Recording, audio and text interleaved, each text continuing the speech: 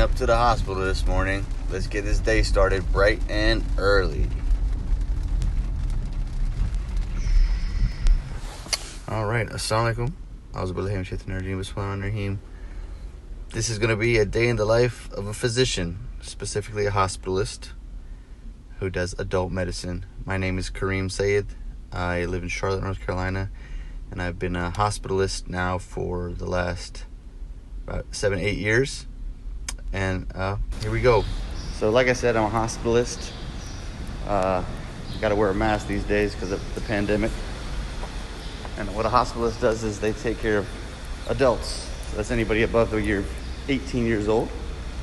And basically we only work in the hospital. We don't have a clinic. We strictly do inpatient medicine. And we work with all the specialists to take care of everybody. So a hospitalist also has a great lifestyle because we work 7 days on and 7 days off. Meaning for those 7 days off, it's like I don't even have a job. But those 7 days on are 12 hours each day, which can be rough. Important note, I always like to start the day with some prayer. So obviously in Fajr Namaz, I make sure to ask Allah to help me to take care of my patients throughout the day, tell me to fulfill my responsibilities as their physician and to care and provide for them. Also in a recent, this week with Hazur, I believe there was some Waqfs who met with Hazur, and he also specifically gave them the advice to always pray before you see your patients. So that's the most important thing. So the first thing I do when I come in is I grab my list and see whatever new patients they've given me overnight. Can't really show you because of HIPAA, which is the Health Information Portability and Accountability Act, allows patients to have privacy. But today we have 16 patients to see, and throughout the day we may get some new admissions. Right now I'm headed to get some coffee. Okay, just picked up a little breakfast. Now, time to eat while I review my patients, see what we need to do for the day on them. Okay, so we need a little bit more protection given the pandemic. So I got 16 patients to see today, so we're just walking the halls to go to each room. I just saw a patient just now. Let me just tell you a little bit more. So internal medicine, which is what I do, again, is adult medicine, so that's, again, anybody from 18 and up. And so there's, in a general sense, there's two types of doctors, right? There's medicine and there's surgery. So internal medicine physicians, which is what I am, we don't do surgery. We can do procedures that are non-surgical. So that's the split. There's surgeons, internal medicine, and I do the medicine. Medicine is more using your brain. You gotta know a lot about a lot. And so for example, I have patients who have strokes, significant infections, heart issues, lung issues, stomach issues, all this type of stuff. And if needed, then I go ahead and get the specialist for that individual body system. If not, I don't need them, and I can handle it myself. So, just an example, like I told you for the age range. So for my patients, my youngest patient is 24. The oldest patient I have is 90 years old. So I've got through one. Let's see if we can continue to knock off the rest throughout the day. So basically, the hospitalist, again, acts as the quarterback to coordinate the care for the patients while they're in the hospital. Once the patient is better, we discharge them and send them back home, and we don't follow up with them. They then follow up with their regular doctor, like you guys do, in the clinic. Again, we only work in the hospital, so you only see a hospitalist if you're sick enough to get hospitalized. So let's talk a little bit about what it takes to become a doctor, right? It's a lot of education, a lot of schooling, so it's definitely going to take a big commitment, and you must do well. So right now, you're Atfal, so you're either in elementary school or up to middle school, early high school. So in addition to your 12 years of all up to your high school, then you do 4 years of college, and then you have an additional 4 years of medical school. Now I'm just giving you the traditional route. There's other ways you can do it, but this is the way that most often people do it. So like I said, after college, 4 years of medical school. Once you complete medical school, depending on your specialty, what you want to go into, for example, me, I did internal medicine, you do what's called a residency, in which you get training in that field. So internal medicine, for example, is 3 years. If you were to do a general surgical residency, that's an extra 5 years. Now, if you were to do something on top of that, then you're looking at more time until you can actually start practicing into your field. But going back, so throughout your education, you're going to want to do very well. You're going to want to get good grades. Now, especially once you get into high school, you're going to want to not only do well, but you want to be involved. So you want to get involved in clubs and organizations. And not only just as a member, it's very good if you are on the board, or if you hold a position such as president, vice president, secretary, or whatever it is within that organization. In addition to other extracurricular activities, for example, Majlis Atfal Ahmadiyya, and if you hold a position in there, you put all these things on your application, so it shows that you're a well-rounded individual. And schools, they look at these types of things. This you should also be doing for when you're going to apply for your four-year general college as well. So it's good to have some guidance. The Jamaat has a number of different organizations that can help you and guide you, one of which, particularly for medicine, is the Ahmadiyya Muslim Medical Association, which I'm a part of. And that's a group of physicians and pre-medical students that are both giving guidance and requesting guidance from those who have gone on. And I've been a part of that even before I was in medical school. So I encourage you, if you're interested, to find out how you can get involved in that.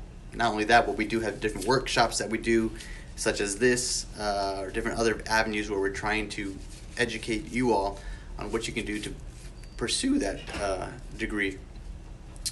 So, again, lots of education. You must do well. You must be a well-rounded individual. And another part that is very helpful is also to get experience. So how do you do that? You find someone such as myself or another brother or aunt or uncle or anybody who is in the field who you can shadow. And that way you can go in there and see what they do firsthand. And there's always people there that are willing to help.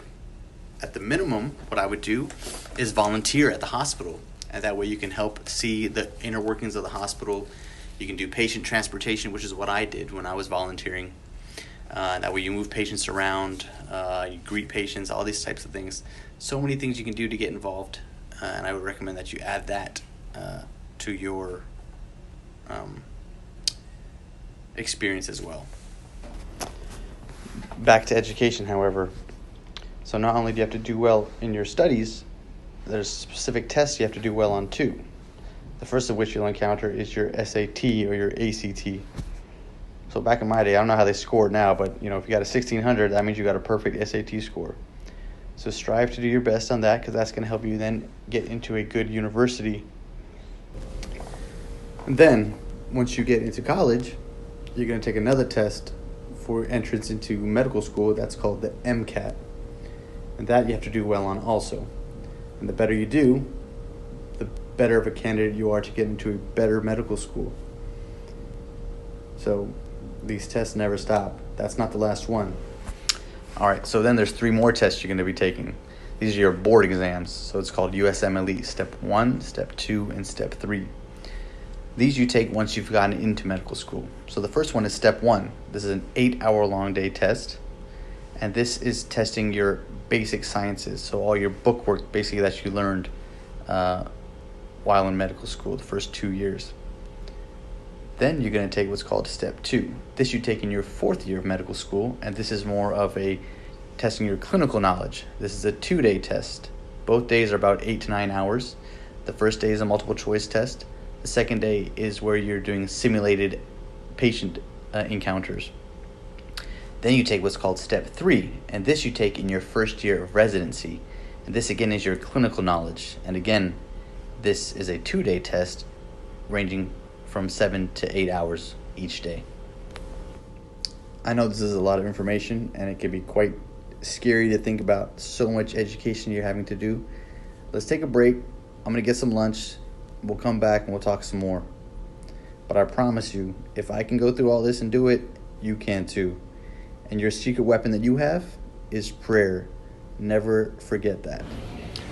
Here's one of the perks. Physician lounge entrance. Let's get some food. Not the best selection, but it's free, so we don't complain.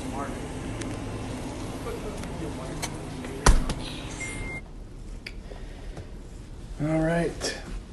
Had me a delicious turkey sandwich, just like Mom used to make. And since then, I've finished up all my notes. So after I see my patients, I usually, after lunch or even before lunch, I go back to the office and I write all the notes that I have to write as far as what I saw in my patients, what I plan to do for the patients. I call any of my consultants. Those are the specialists, such as the cardiologist or the kidney doctor, whomever I need to get involved. And I also make phone calls to the patients' families to update them on what's going on. And then I also send home whatever patients are now better. It's called discharging. So then I discharge them home, meaning they've now gotten better, and they're ready to go home. So after that, I just get to hang out until it's time for me to go home. And in between there, I'll get called, like I already have been, on new patients that are going to come in who I have to go see and admit and get them tucked into the hospital and figure out what's going on with them so we can get them better as well. But for now, we just get to kick our legs up and relax. I escaped to the call room so I can have a little quiet time here so I can get this video done. And now we just wait till we get paged. Just wanted to again highlight something very important. I spoke on it a little bit before, but let me just tell you personally, I was never the smartest, the most brightest student, or the best student. I didn't always get straight A's, but I knew this is what I wanted to do. And I had the support of my parents, and I 100% believe the only reason I was able to achieve this goal of becoming a doctor was through prayer. So the prayers of my parents, likely the prayers of my grandparents, and whoever else was praying for me, as well as my own prayers, because I honestly feel without that, I couldn't have made it this far. So, again, like I said, that's our secret weapon that we have. We have a direct link to Ahmadiyya. You don't need to go through anybody else. You just go straight to the source. So make sure that you keep up with your 5 daily salat. And not only that, we also have direct access to our Khalifa, who is the hand of God here on earth. So take advantage of that, write letters, develop that relationship with him.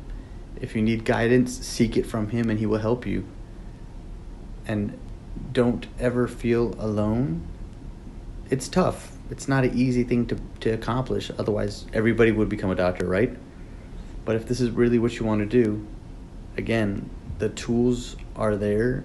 The help is there. You just need to go seek it, pray hard, and work hard, and you can do it.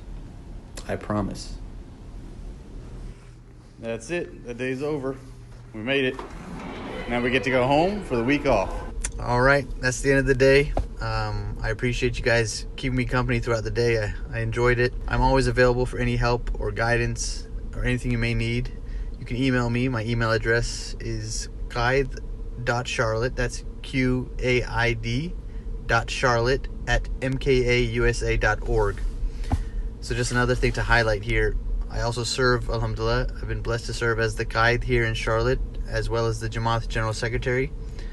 So it's important to always maintain that relationship with Jamaat while you are in pursuit of your worldly goals. And again, always keep Ahmadiyya at the forefront of everything you do. Make sure the first thing you do is pray, and the last thing you do is pray. And inshallah, Ahmadiyya will help you along your journey. Good luck to everybody. Assalamu alaikum.